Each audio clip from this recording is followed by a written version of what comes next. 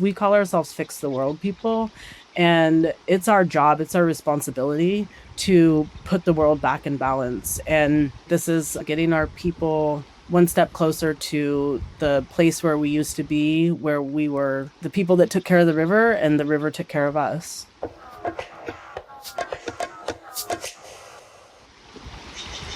Today, salmon are returning close to the headwaters of the Klamath River for the first time in over a century after a decades-long tribally led effort led to the largest dam removal projects in the country's history. But for many folks, the work was not over. A group of us that have worked on dam removal for over 20 years together came together. And That's Molly Myers, a Karuk citizen who helped form a group called the Klamath Indigenous Land Trust that set out to acquire acreage in the newly restored basin. my ultimate goals here is like I would really like to see us come together and figure out a way to recreate the balance that we once had in this place, to renew our relationship with the river. To The Land Trust recently purchased 10,000 acres for nearly $10 million in the basin from PacifiCorp, a power company involved in the hydroelectric projects that ended with the dam removals. The purchase represents one of the largest private land acquisitions by an indigenous-led land trust in U.S. history. Additionally, the trust raised more money to work on healing the land scarred by a century of extractive activities. we really wanted to we're really focusing on restoration work, and this was an opportunity for restoration. All with Native leadership. And so we have a group called the IPAC, and it's the Intertribal Advisory Participant Advisory Committee. And they are actually doing all the like design work with our technical team. So we're really trying to take this idea of indigenous led restoration and just take it a step further. The ultimate aim is to fully return the land to area tribes, something hailed by Indian Land Tenure Foundation president and Sichangu Lakota citizen Howard Valandra.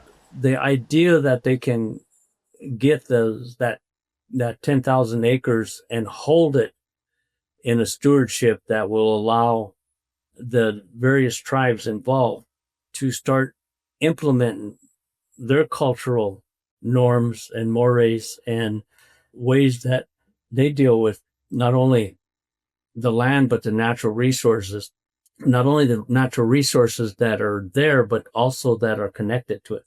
The fish, the birds, the other animals, the four-legged. So I think it's a great thing. We call ourselves Fix the World people, and it's our job, it's our responsibility to put the world back in balance. And so for me, this is a step towards that, and a step towards, putting our world back in balance and getting our people one step closer to the place where we used to be, where we were the people that took care of the river and the river took care of us. For ICT, I'm Stuart Huntington. My name is Marika Moss. I'm proudly Afro-Indigenous. And I started this work because I sort of saw a need for Afro-Indigenous voices within Indian country. I wanted to know more about myself. Like, is there more Afro-Indigenous people out there? There's a good amount of literature on mixed natives like Métis and things like that. So I had to pull a lot of different references from a lot of different areas. And I was like, it's still not representative of necessarily who I am, right? So I saw a gap there. And I wanted to know if people looked like me, if people felt like me, and so on and so forth. So in my journey, identity sort of just became, right? I started teaching K through 12 American Indian education. I sort of wanted to create a line of, oh my gosh, Afro-Indigenous people exist, right? So I thought that if I could wear my heart on my sleeve and just tell my story, maybe someone out there would be like, oh my gosh, this is incredible. This is exactly how I felt at this exact age and the exact time. I'm so glad I'm not alone. let me get into, education or music. Everything is so intersectional, right? And let me help that person and domino it here and again and again and again. So that's when my memoir came into play. And I released that. It's called Sweetgrass and Soul Food. It's a play on my identity. Sweetgrass from my mom's side and soul food from my dad's side. And soul food is also born out of survival. And I always overlap that with fry bread and things like that, oxtail, you name it. So that's how that came to be. It's filled with grief, humor, joy, real lived experiences. Living in Minneapolis right now is extraordinarily tough. I love Minneapolis. This is where I grew up. It is always going to be home base for me. What we're doing right now is we're just trying to collectively heal and just band together as a community to do anything that feels like something, right? So what I'm doing in particular for that is through Mushkiki Studios, my small business that I do run with my husband, we've created a mutual aid network. As of today, as of right now, we have 355 families that have signed up for mutual aid. Some of them have now been sheltering in place for 6 weeks. And it can really get to you. Personally, I have done a couple of deliveries that have been life-saving medications. And when you do deliver it to them, they are so thankful. I love Minnesotans so much. This is just awesome. Like, how did we even pull this together? But we couldn't do it without our community, and we wouldn't be here without our community. Buju Gakina Wia, Bime Kuekwe and Jinakas, Mong Nindo Dame, Miss Gwabe Kong Nindunjaba. Good morning, everyone. I share with you my Anishinaabe name, woman who leaves tracks where she walks. In Wisconsin, Chairwoman Nicole Boyd of the Red Cliff Band of Lake Superior Chippewa Indians highlighted achievements and challenges of the state's 11 federally recognized Native American tribes, focusing on tribal sovereignty and government-to-government partnerships. We are not here simply to take. Our ancestors knew this. They fought for this, and they left us the teachings of reciprocity. Boyd asked to work together with the state in preserving water rights on tribal lands, referencing concerns about the Enbridge oil pipeline through the Bad River Band of Lake Superior Chippewa Reservation. Why is it wrong to expect that the feasibility of projects of this magnitude be ecologically sound and ensure the water will be protected? She also asked for more tribal input with the proposed bill to change the name of the Apostle Islands National Lake Shore to National Park, which is close to the Red Cliff Reservation. Were we wrong to request that there be meaningful due diligence as part of the decision-making promise? Relating to Governor Tony Evers' recent treaty rights and the protection of wild rice executive order, Boyd asked that Monoman, or the wild rice, be elevated to the state official grain. Wild rice has seen a significant decline over the last many years, and promoting it will allow us a platform to continue our efforts to restore and protect this vitally important resource. On economic development, Boyd touted positive gains, noting the collaboration with the 2025 NFL Draft in Green Bay with Oneida Nation. This event brought in an astronomical $105 million to the state of Wisconsin. She asked for legislation for online sports betting wagered through Wisconsin's tribes to be approved. The state will see increased revenue through the state gaming compacts, and consumers will have the legal protection needed to ensure they receive fair play. In healthcare, Boyd mentioned an increase in wellness and treatment centers on reservations and that drug overdose deaths are down. But to assist in opioid recovery and chronic pain, calls for bipartisan support for medical marijuana in the state. For centuries, Indigenous people have used this plant medicine for various medical and ceremonial purposes. Boyd also says the state task force to address missing and murdered Indigenous women and relatives needs improved policies that includes helping survivors heal. We must invest the resources needed to prevent violent crimes against women and children. As to education, Boyd would like to see the UW-Madison Tribal Tuition Program expanded, Including the College of Menominee Nation and Lakota Ojibwe University would also provide tribal members an opportunity to attend college close to home that strongly supports their identities. Sage and Lily Quayle of the Red Cliff Band of Lake Superior Chippewa Indians says Boyd's call to make rice the official state grain has deeper cultural connections as a living relative for the tribal community. To be able to rely on that relative as not only, medicine that connects us to place and space, but also, connects us to ancestry and tradition is really beautiful. Paul Smith of the Oneida Nation says Boyd's message to protect waterways on and around tribal lands could bring more visitors to northern Wisconsin. The national shoreline that she wants to protect with the Frog Bay National Park, with protections on Lake Superior and the protections around the waters through Bad River. All those things are connected to tourism. Brian Wilson Jr., also of the Oneida Nation, says Boyd's message on tribal economic contributions to the state resonates with his 100% Indigenous-owned small business. And we're adding to our employees and with health benefits and retirement programs.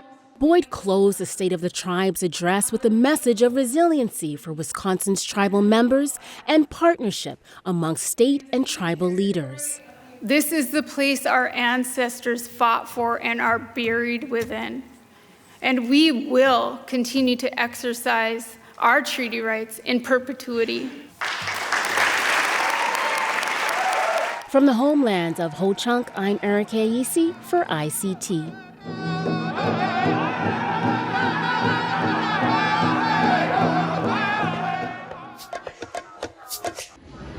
There's a new leader at the Indian Gaming Association. David Bean took over last fall after longtime association chairman Ernie Stevens Jr. passed away in September. Bean, who is a former chairman of the Puyallup tribe, said he learned so much from Stevens. He said he admired how Stevens could work a room and make people listen to him. My takeaway from watching Chairman is to make sure and tell these personalized stories. And again, be that reminder of why we do the work we do. We also have to remain vigilant. He was constantly talking about threats, talking about challenges, past and present. He talked about how we overcame past challenges. Indian gaming was reported to have reached $44 billion in gross gaming revenue in 2024. Bean, who is vice president of the association before taking the top post, says he hopes to follow Stevens' priorities, but also follow his own path. A lot of people, around Indian country, one of the first things they say was, it's, you have big shoes to fill. Literally and figuratively, I do. But I respectfully let them know I don't want to fill his shoes. I want to walk in his footsteps and continue the work that he began and has done in the last 24 years since taking the title of chairman of the Indian Gaming Association. I'm Callie Manali for ICT.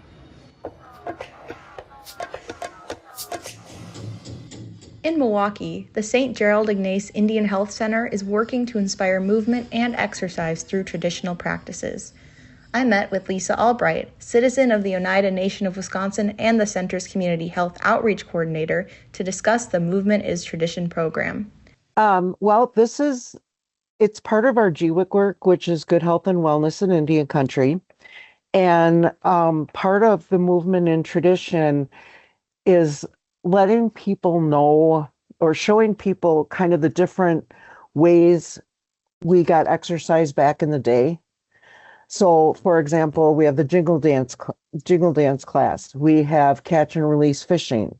We have canoeing. We have the snowshoeing. So it's just showing people how to get back to their cultural roots and still be able to get some activity into their lives. Part of the thing we're hoping is that people take what they're learning at these classes, they take it home and they share it with their family. Maybe they share it with nieces and nephews or grandchildren or whoever it might be, just to get as many people involved as we can. What do you think the community benefits are for the dancing? Oh, I think it's huge. We have gotten a huge response on our Facebook page about these dances. Like people in different reservations saying, oh, I wish we had this at our reservation. And here we're not even on a reservation. We're in a urban setting and we're offering this. So I think one thing we've learned is people really want this. They really want traditional dance. Jingle dress dancing was created by the Ojibwe people in the early 1900s. It's a healing dance, having emerged from the Spanish influenza epidemic, and is meant to heal those who listen and the dancers themselves. During our conversation, Albright told me learning the dance has healed her. I never learned how to dance, and this is up until we took this class, and I'm almost 60 years old. So that tells you something. We were never, growing up, we were never taught to dance. Some kids were, but we weren't. My great grandmother was in what was called the Carlisle boarding school. So her and her siblings were taken from their family. And so when they came back, when they graduated, when they were 18, they didn't want people to know they were Native. They hid it because she was afraid that they would be taken away from her and taken to a school. And it wasn't until the 70s when she got involved with this clinic, she was a nurse, that she started regaining her culture back and regaining, the ways that she should have been taught that she missed out on all those years and that I missed out on, my daughter missed out on, my mother missed out on. So as an individual for me, it's really an important opportunity to have this, to be able to finally learn how to dance as my ancestors would have. It makes me feel so good. Nobody's judging each other. Nobody's, thinking, oh, they don't belong or whatever. Everybody belongs and we're all doing the same thing. And it really, it makes me feel really good. It just does well for my soul. When I go home after that class, I really feel great. There's also just even though we're not talking, I think and I don't know if you felt this, there's a something going through all of us, like an energy that we're all feeling that, we're all contributing to and we're all receiving. So on an individual basis, I can't say enough for myself. Yeah, I was so happy that I was able to come into that class. Like you said, there was an energy. That's a good way to put it. Right. And it's just there and you're just picking it up and you're giving it off. But I can't think of many things that make me feel as good as I do when I finish that class.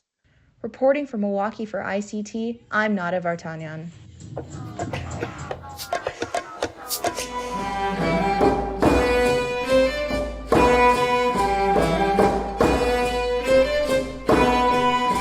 Brandy Berry Benson is a violinist, composer, and proud member of the Chickasaw Nation.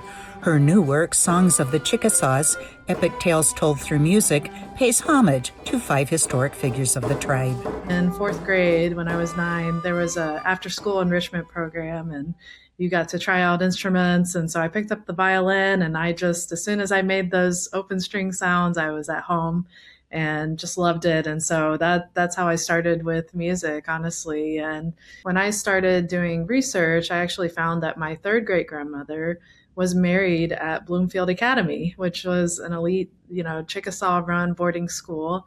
And I just remember this full circle moment going to the Council Museum and seeing that photo of a music class at Bloomfield Academy, just a dozen or so Chickasaw women holding violins and guitars and mandolins. And I just thought, well, no wonder I was drawn to this instrument. It's going to be a mix of Indigenous and Western instruments. So the soprano singer, who will also be narrating, she's a Choctaw citizen. Her name is Rachel Youngman. I'll also have Choctaw citizen Mark Billy joining on baritone. He's singing baritone and narrating as well. And then the flute player, Leanne Del Ragusa, she's actually playing both the native flute and also the traverso, which is a predecessor to the modern flute, and has that more woody sound because, I like to keep the native flute traditionally the way the Chickasaws would have had it, not a part of any other dances or instruments really. And so she switches that up, and I use it symbolically too, to kind of show the traverso is like, the symbol of assimilation in a lot of ways, and the native flute, preserving the old traditions. And then there'll be a string quartet of us. So 2 violins, viola, cello. The cellist is actually a Cherokee citizen. His name is Keegan Ryan. And the indigenous percussionist is named Michaela Marquis, and she's a Sleta Pueblo. And so she'll be playing a variety of things, hand drums, strike, gig sticks, different rattles. And the vocalist will join on some of that as well. Songs of the Chickasaw premieres February 28th in Chicago. For ICT, I'm Shirley Snavy.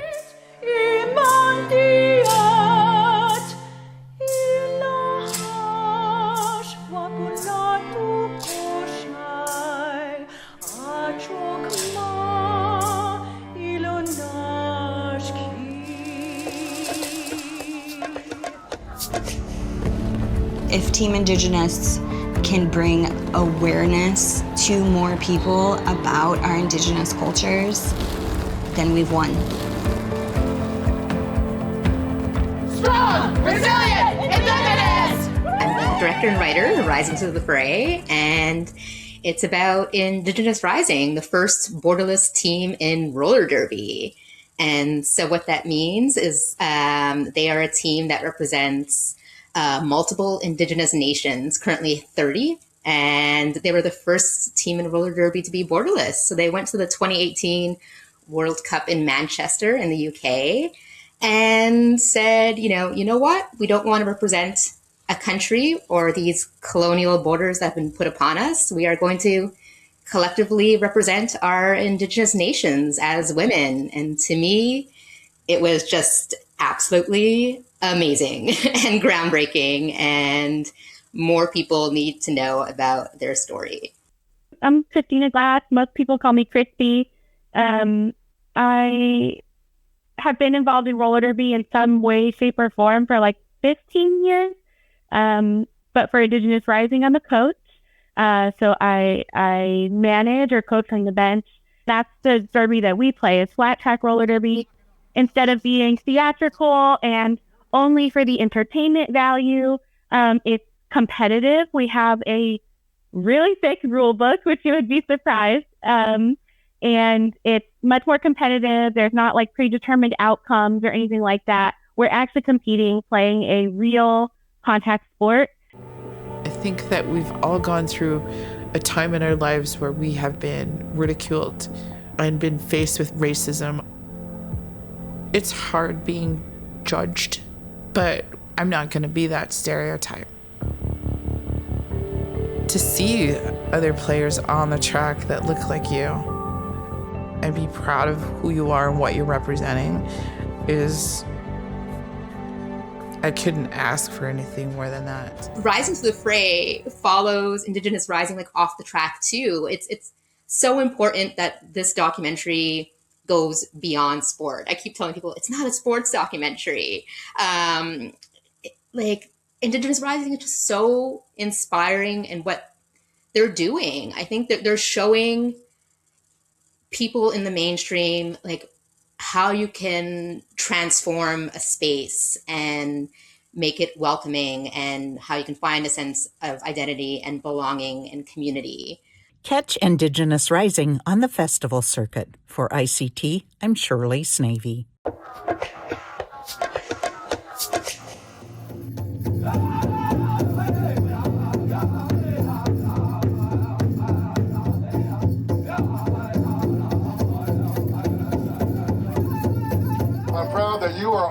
blessing and supporting our amazing, beautiful dancers, what we call an Autumn Juvid.